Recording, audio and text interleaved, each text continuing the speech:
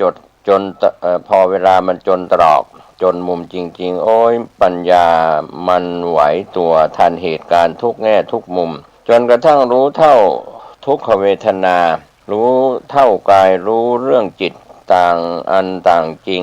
มันพรากกันลงอย่างหายเงียบเลยทั้งที่เราไม่เคยเป็นอย่างนั้นมาก่อนเลยกายหายในความรู้สึกทุกขเวทนาดับหมดเหลือแต่ความรู้ที่สักแต่ว่ารู้ไม่ใช่รู้เด่นชนิดคาดหมายได้นะคือสักแต่ว่ารู้เท่านั้นแต่เป็นสิ่งที่ละเอียดอ่อนที่สุดอัศจรรย์ที่สุดในขณะนั้นพอถอนขึ้นมาก็พิจารณาอีกแต่การพิจารณาเราจะเอาอุบายต่างๆที่เคยพิจารณามาแล้วมาใช้ในขณะนั้นไม่ได้ผลมันเป็นสัญญาความจำเรื่องอดีตไปเสียต้องผลิตขึ้นมาใหม่ให้ทันกับเหตุการณ์ในขณะนั้นจิตก็ลงได้อีกคืนนั้นลงได้ถึง3 ครั้งก็สว่างโอ้ยอัศจรรย์เจ้าของละสิรุ่งเช้ามาพอได้โอกาสก็ขึ้นไปกราบเรียนท่านอาจารย์มั่นซึ่งตามปกติมีความกลัวท่านมากแต่วันนั้นไม่ได้กลัวเลยอยากจะกราบเรียนเรื่องความจริงให้ท่านทราบให้ท่านเห็นผลแห่งความจริงของเราว่าปฏิบัติมาอย่างไรจึงได้ปรากฏเช่นนี้พูดขึ้นมาอย่างอาจหาญเลยทั้งที่เราไม่เคยพูดกับท่านอย่างนั้นพูดขึงขังตึงตังใส่เปรี้ยงพอเล่าถวายท่านจบแล้วก็ฟังท่านขึ้นทีแรกท่านยอมันต้องอย่างนี้แหละท่านว่างั้นเลยเอาละทีนี้ได้หลักแล้วเอาเลยอัตภาพร่างกายอันเดียวนี้มันไม่ได้ตายทั้ง5 หนมันตายหนเดียวเท่านั้นทีนี้ก็ได้หลักแล้วเอาเลยโอ้ยเราก็เป็นหมาตัวหนึ่งเหมือนกันนะลงมาเห่าลมเห่าแล้งก็เห่าใบไม้ร่วงก็เห่ามันกล้าหาญเช่นไรทั้งจะเห่าทั้งจะกัดฟัดอีกหลวงตามหาบัวท่านได้บรรลุอริยธรรมขั้นต้นจากการพิจารณาเวทนาขณะนั่งตลอดรุ่งเป็นพระโสดาบันอันเป็นอริยภูมิขั้นต้นของพระอริยบุคคลในทางพระพุทธศาสนาในพรรษาที่10ท่านเรียกอริยภูมินี้ว่าภูมิอัศจรรย์ในปฐมฤกษ์ดังนี้คนตายแล้วสิ่งเหล่านี้มีไปเผาไฟมันไม่ได้ว่าอะไรมันเป็นทุกข์เพราะหัวใจไปสำคัญมั่นหมายทุกข์เป็นอันหนึ่งต่างหากทุกข์ก็ไม่ใช่กายก็ไม่ใช่ทุกข์จิตไม่ใช่ทุกข์ทุกข์ไม่ใช่จิตแยกกันไปอย่างนี้เรียกว่าแยกกันไปแยกกันมาพอมันรอบพอแล้วปัญญามันพอพร้อมแล้วจิตนี้ลงผึ่งเลยฟังสินะนี่แหละผลแห่งการปฏิบัติบีบบังคับตัวเองเวลาลงนี้ถึงแดนอัศจรรย์สว่างจ้าไปหมดตามภูมิของเรานั่นแหละถึงยังไม่พ้นกิเลสก็ตามภูมินี้ก็เป็นภูมิอัศจรรย์ในปฐมฤกษ์ของเราได้หลักได้เกณฑ์มาตั้งแต่บัดนั้นแหละทีนี้แล้วฟัดกันคืนไหนไม่เคยมีพลาดความอัศจรรย์ของจิตที่ลงเพราะการพิจารณาด้วยสติปัญญาในทุกขเวทนาทั้งหลายนี้รอบหมดแล้วจิตลงผึงได้ทุกคืนไม่มีพลาดเลยหลวงปู่จันทาถาวโรได้มีโอกาสไปกราบศึกษาอบรมกับองค์หลวงตาพระมหาบัวถึงการทำความเพียรด้วยการนั่งตลอดคืนยังรุ่งองค์หลวงตา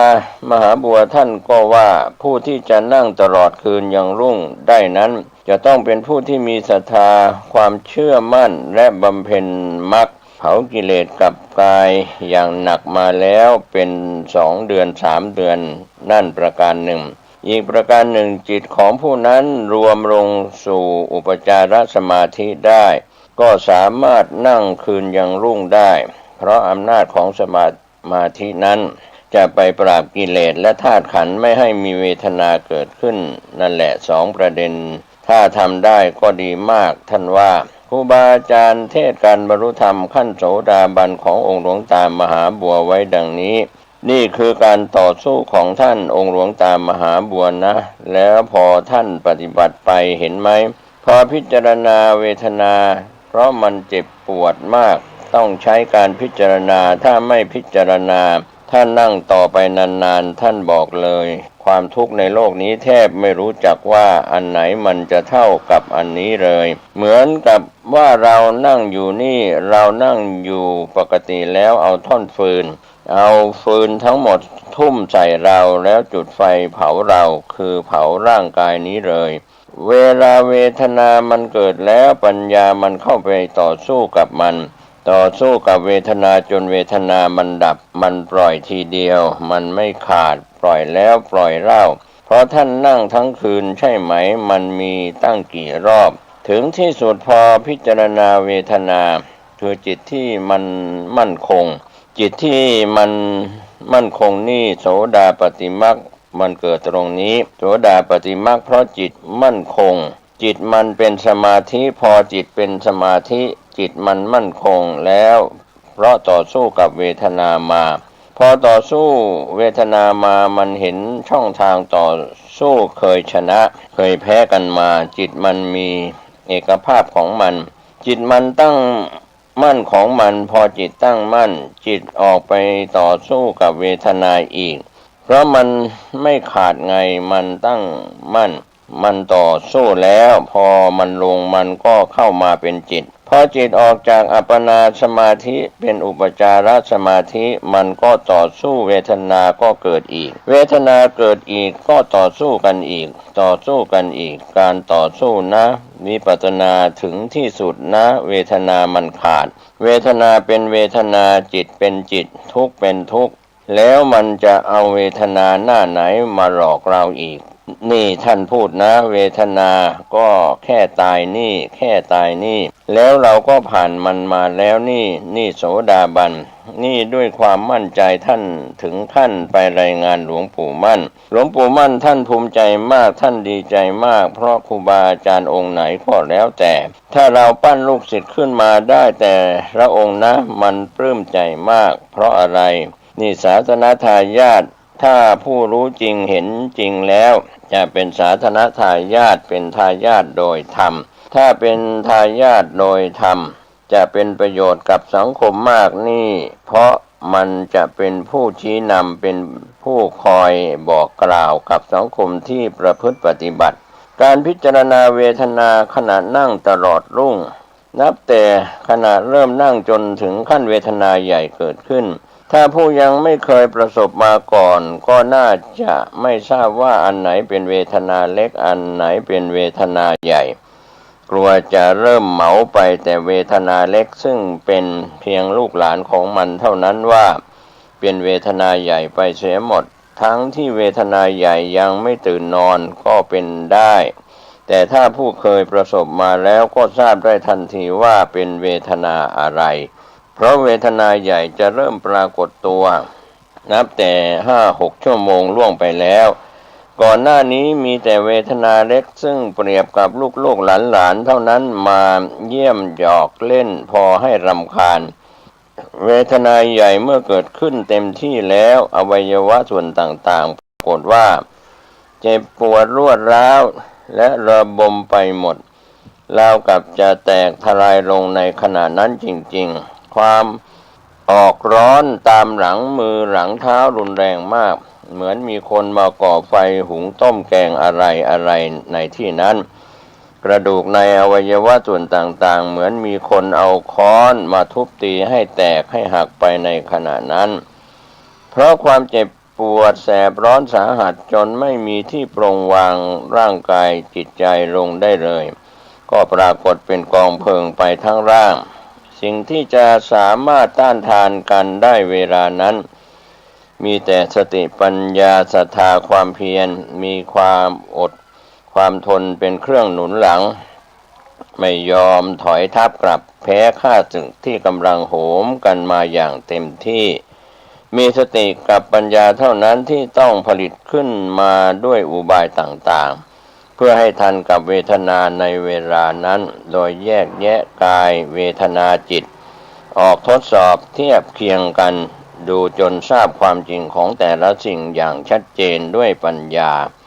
การแยกแยะไม่ว่าแยกแยะกายกับเวทนาหรือแยกจิตกับเวทนาสติกับปัญญาต้องหมุนติ้ว อยู่ในวงงานที่ทำจะส่งออกไปอื่นไม่ได้เวลานั้นทุกขเวทนาแสดงตัวมากเพียงไรสติปัญญายิ่งพิจารณาไม่หยุดหย่อนเพื่อรู้ความจริงในสิ่งที่ประสงค์อยากรู้อยากเห็นอยากเข้าใจเวทนาจะกำเริบหรือลดตัวลงหรือว่าจะดับไปก็ให้รู้จักในการที่ให้รู้ประจักษ์ในวงการพิจารณาเป็นสำคัญข้อสำคัญอย่าตั้งความหวังให้ทุกข์ดับไป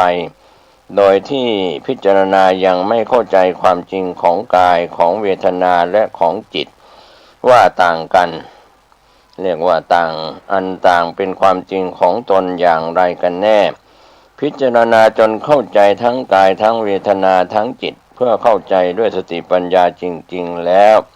กายก็สักแต่ว่ากายไม่ได้นิยมว่าตนเป็นทุกข์เป็นเวทนาเวทนาก็สักแต่ว่าเวทนาอยู่เท่านั้นไม่นิยมว่าตนเป็นกายเป็นจิตแม้จิตก็สักแต่ว่าเป็นจิตอยู่เท่านั้น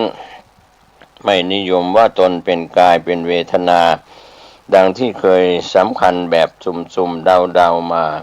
แต่เวลาที่ยังไม่ได้พิจารณาให้เข้าใจพอสติปัญญาพิจารณารอบแล้วทุกขเวทนาทั้งหลายก็ดับลงในขณะนั้นไม่กำเริบต่อไปจิตก็รวมลงอย่างสนิทชิด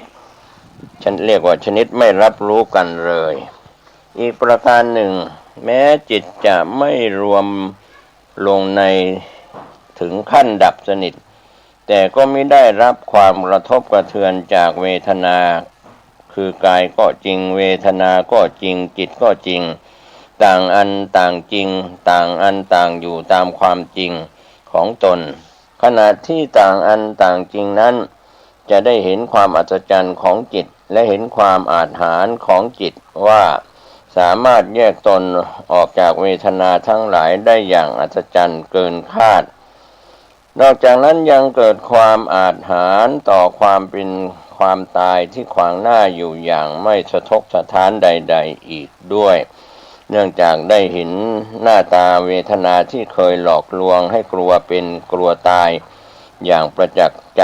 แล้วในขณะนั้นคราวต่อไปแม้เวทนาจะแสดงความกล้าสาหัสมากมายขนาดใดใจก็สามารถพิจารณาได้ทำนองที่เคยพิจารณาและเข้าใจมาแล้วการรู้เห็นอย่างนี้แหละคือการรู้เห็นสัจธรรมด้วยสติปัญญาแท้แม้จะมิใช่รู้เห็นขั้นเด็ดขาดฟาดกิเลสให้จบไปโดยสิ้นเชิงก็ตามแต่กิเลสจะจมมิดหัวไม่มีฟื้นได้ก็ต้องอาศัยวิธีนี้เป็นเครื่องดำเนินในวาระต่อไปในปีพุทธศักราช 2486 พรรษา 10นั่งภาวนาตลอดรุ่งอีกนั่งภาวนาท่านทั้งหลายฟังสิผมโกหกไหมผมนั่งตลอดรุ่งนี้9 คืน 10 คืนเว้นคืนหนึ่ง2 คืนนั่งตลอดรุ่งทีหนึ่งเว้น2 คืน 3 คืนนั่งตลอดรุ่งทีแรกก้นเรานี้เหมือนเอาไปเผาไฟออกร้อนทั้งวันมันไม่แตกต่างพอคืนที่2ซ้ำเข้าไปนี่มันก็พองก้นพองต่อจากนั้นไปแตกจากแตกแล้วเลอะนั่งก้นแตกเลอะนั่งภาวนาไม่มีหยุดเลยตั้งคำสัตย์คำจริงเอาตายเท่านั้นเข้าว่าเลยเอาคำสัตย์คำจริงบีบบังคับเราจะนั่งตั้งแต่บัดนี้ถึงตลอดรุ่งเป็นวันใหม่อย่างน้อยเราถึงจะออกถ้าไม่มีเวลาแล้วเราจะไม่ยอมออกตายก็ตายไปเลยจะได้เห็นเรื่องกับกิเลสฟัดกิเลสตอนจนตรอกจนมุมใครจะเก่งใครไม่เก่งให้รู้กันตอนนั้นเรามีข้อยกเว้นแต่ตั้งแต่ครูบาอาจารย์หรือพระเนนในวัดเกิดอุบัติเหตุในเวลานั้นเราจะออกจากที่นี่ไปช่วยเหตุการณ์อันนั้นเท่านั้นนอกจากนั้นไม่มีคำว่ายกเว้นจะปวดหนักอ้าวออกเลยจะปวดเบาออกเลยอะไรก็จะเป็นอะไร เป็นว่าไม่มีอุปสรรคต่อคำสัตย์คำจริงที่เราตั้งใจไว้ว่านั่งตลอดรุ่งนี้ได้เลยรุ่งพรุ่งความเพียรความทุกข์อ้าวใครลองดูสินะให้รู้ละนั่งตลอดรุ่งนี้เป็นยังไงตั้งแต่เริ่มมืดจนกระทั่งเป็นวันใหม่ขึ้นมา12 ชั่วโมงบางวันถึง13 ชั่วโมงไม่ขยับขยื่นไปไหนเลยไม่มีปวดหนักปวดเบาไม่มีข้อแม้แต่มันก็ไม่เคยปวดถ่ายนะเรื่องปวดเบานี่ไม่มีละเพราะจีวรมันเปียกหมดเปียกเหมือนเราซักผ้าจริงๆนะไม่ใช่ธรรมดาเปียกหมดตัวเลยเพราะมันจะตายมันไม่ใช่เหงื่อละภาษาภาคอีสานเขาเรียกว่าอย่างตายอันนี้มันจะไปปวดเบาที่ตรงไหนเหงื่อมันออกหมดมันจะหาทางออกเวลามันจะตายเดี๋ยวปวดหนักเดี๋ยวปวดเบามันจะหาทางออกเราบังคับไว้หมดเลยมีตายเท่านั้นกับสว่างเป็นวันใหม่แล้วเราจะลุกถ้าไม่เป็นวันใหม่เราจะไม่ลุกนี่ละคำสัตย์คำจริงที่ได้มัดตัวเองจึงได้เกิดความแปลกประหลาดอัศจรรย์ขึ้นมาในเวลาจนตรอกจนมุมเวลาเรานั่งภาวนานี้ถ้าเป็นภาพพจน์แล้วก็เหมือนกับว่าเราที่นั่งอยู่ที่นี่เป็นเหมือนหัวต่อความทุกข์ทรมานทั้งหลายที่เกิดขึ้นในเวลาเรานั่งนั้นนะมันเหมือนกับเป็นเปลวไฟเราเป็นซุงหรือว่าเป็นตอไม้ให้ไฟคือความทุกข์ความทรมานทั้งหลายเผาอยู่ตลอดในขนาดนั้น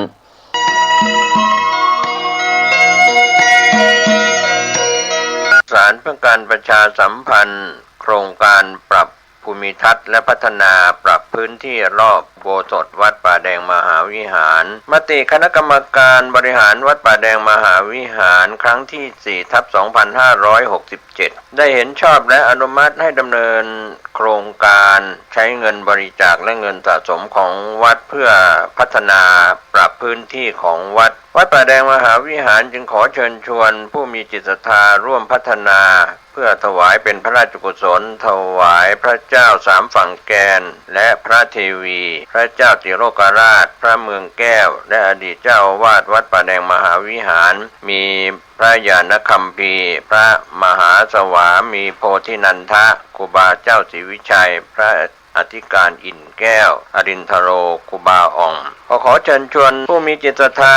มีเจตนาร่วมในข่าวครั้งนี้โอนเงินผ่านธนาคารกรุงไทยสาขาสุเทพชื่อบัญชีวัดป่าแดงมหาวิหารเลขที่บัญชี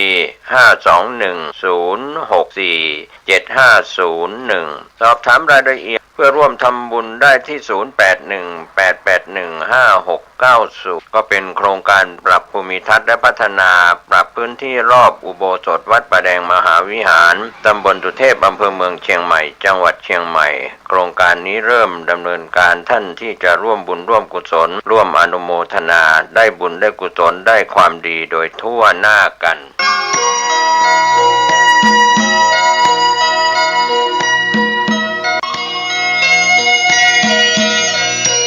ข่าวสารเพื่อการประชาสัมพันธ์ขอเชิญชวนผู้ใจบุญใจกุศล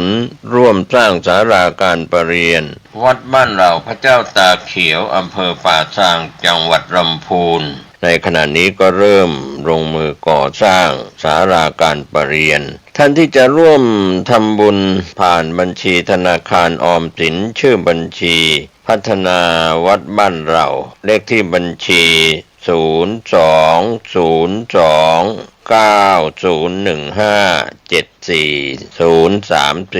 หรือติดต่อสอบถามได้ที่พระครูภาวนาโสภิตไฝปัสนาผู้ช่วยศาสตราจารย์ด็อกเตอร์เจ้าวาดวัดบ้านเหล่าพระเจ้าตากเขียว0969525159ได้ทุกวันก็เป็นงานบุญงานกุศลคณะสงฆ์คณะศรัทธาพร้อมใจกัน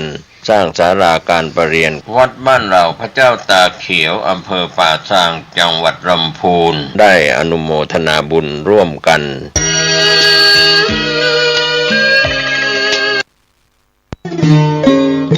ข ข่าวสารเพื่อการประชาสัมพันธ์ขอเชิญชวนผู้ใจบุญใจกุศลร่วมทำบุญทอดผ้าป่าสามัคคีประจำปีพุทธศักราช 2568 เพื่อบูรณะวิหารปูพื้นกระเบื้องไวนิลตารางเมตรละ 699 บาทจำนวน 150 ตารางเมตรทำโครงเหล็กป้องกันนกรอบวิหารราดพื้นเททรายล้างหน้าวิหารราวบันไดเหล็กสแตนเลสทาสีรอบวิหารเปลี่ยนระบบไฟฟ้าปรับปรุงทัศนียภาพวิหารบูรณะปฏิสังขรณ์ถาวรวัตถุภายในวัดทอดถวายณวัดดอนตันตำบลเหมืองแก้วอำเภอแม่ริมจังหวัดเชียงใหม่ตรงกับวันเสาร์ที่ 1 พฤศจิกายนพุทธศักราช 2568 ช่วงเช้า 9:39 นาทีเป็นต้นไปก็ขอเชิญชวนศรัทธานักศีลนักบุญทั้งหลายร่วมงานบุญทอดผ้าป่าสามัคคีครั้งนี้เพื่อบูรณะวิหารปูพื้นกระเบื้องไวนิลรวมไปถึงทำโครงเหล็กป้องกันนกรอบวิหารราดพื้นเททรายร้างหน้าวิหารราวบันไดเหล็กสแตนเลสทาสีรอบวิหารเปลี่ยนระบบไฟฟ้าปรับปรุงทัศนียภาพวิหารบูรณะปฏิสังขรณ์ถาวรวัตถุภายในวัดดอนตันตำบลเหมืองแก้วอำเภอแม่ริมจังหวัดเชียงใหม่เสาร์ที่ 1 พฤศจิกายน 2568 นี้เชิญท่านร่วมงานร่วมบุญร่วมบริจาคได้บุญได้กุศลโดยทั่วหน้ากัน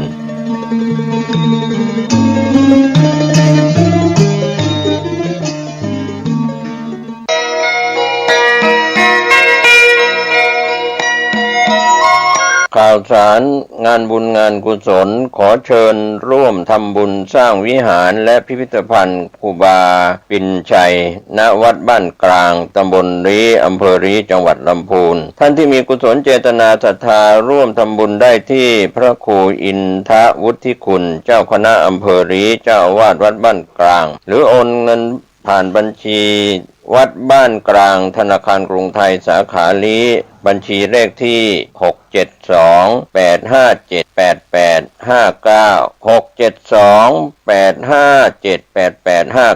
672857889ติดต่อสอบถามรายละเอียดเพิ่มเติมได้ที่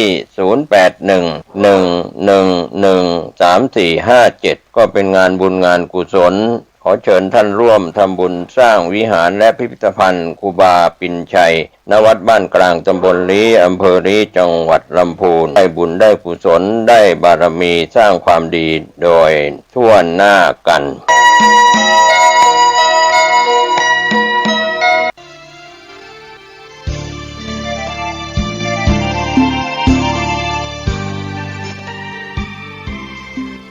ข่าวสารเพื่อการประชาสัมพันธ์ด้วยทางคณะแพทยศาสตร์มหาวิทยาลัยเชียงใหม่ขอเชิญร่วมทำบุญในพิธีทอดผ้าป่าโรงพยาบาลสงฆ์แห่งโรงพยาบาลมหาราชนครเชียงใหม่เพื่อสมทบทุน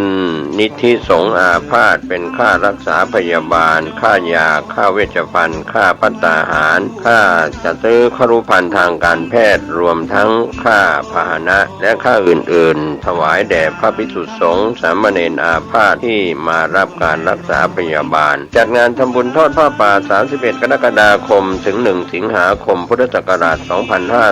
2568 ณ โรงพยาบาลสงฆ์แห่งโรงพยาบาลมหาราชนครเชียงใหม่เชิญชวนในงานบุญวัดบ้านราชการสถานศึกษาร่วมพิธีทำบุญทอดผ้าป่าโรงพยาบาลสงฆ์แห่งโรงพยาบาลมหาราชนครเชียงใหม่ประจำปีพุทธศักราช 2568 จัดงาน 31 กรกฎาคมถึง 1 สิงหาคม พุทธศักราช 2568 ร่วมเป็นเจ้าภาพทำบุญทุนนิธิสงฆ์อาพาธได้บุญได้กุศลได้ความดีโดยทั่วหน้ากัน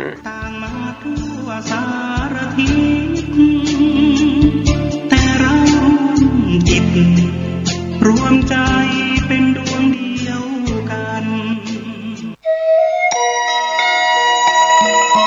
ข่าวสารเพื่อการประชาสัมพันธ์กำหนดการทำบุญอายุวัฒนมงคลครบรอบ 82 ปีพระอธิการขาวกันตสีโร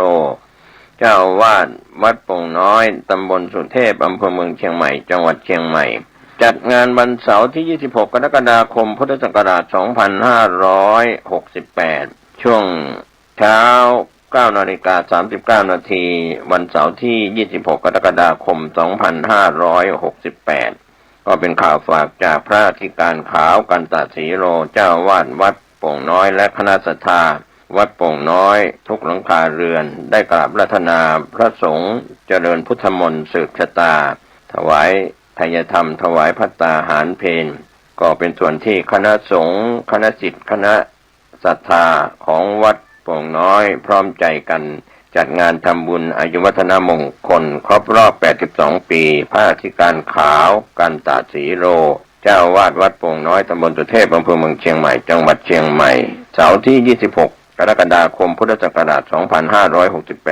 คณะสงฆ์คณะศิษยานุศิษย์คณะศรัทธาผู้มีความเคารพนับถือร่วมงานนี้ได้บุญได้กุศลและรับเป็นเจ้าภาพทายทานโรงทานได้บุญได้ความดีโดยทั่วหน้ากัน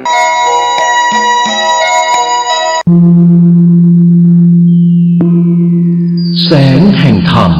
ชี้นำทางสงบขอเชิญร่วมเป็นเจ้าภาพค่าไฟฟ้าของสถานีวิทยุบริการสาธารณะเพื่อพระพุทธศาสนาของวัดหนองกาย FM 89.25 เมกะเฮิรตซ์และ FM 99.75 เมกะเฮิรตซ์สามารถร่วมบุญผ่านบัญชีออมทรัพย์วัดหนองกายธนาคารกสิกรไทยสาขาแม่ริมชื่อบัญชีกองทุนค่าไฟฟ้าวัดหนองกายเลขที่บัญชี08720841118ย้ำ08720841118หรือที่เว็บไซต์ www.wadnongkai.com สอบถามรายละเอียดเพิ่มเติมได้ที่053-374-488และ053-374-489แสงแห่งธรรมชี้นำทางสงบ